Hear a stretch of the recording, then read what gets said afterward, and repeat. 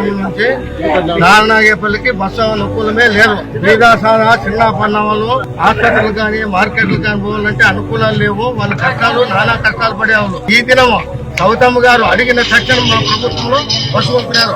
5 సంవత్సరాలు వైఎస్ఆర్ ప్రభుత్వం నుండి కూడా మాకు ఏమి చేసినా కూడా మా ఊరికి బస్సు అనేది అనుకూలం లేకపోవడం చేసింది. ఈ దినం ఆ మహాతల్లి ఈ దినం మేము అడిగిన తక్షణమే మాకు బస్సు అనుకూలం కాపాడింది కాబట్టి ఆయనకి మా కృతజ్ఞతలు.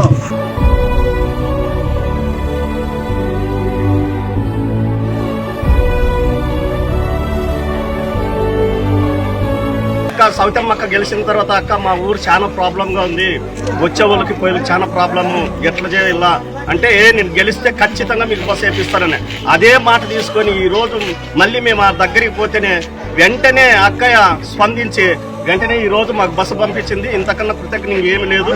మా జీవితాంతరం ఆమె ఉన్నంత వరకు ఆమె కోసమే పనిచేస్తాం టీడీపీ.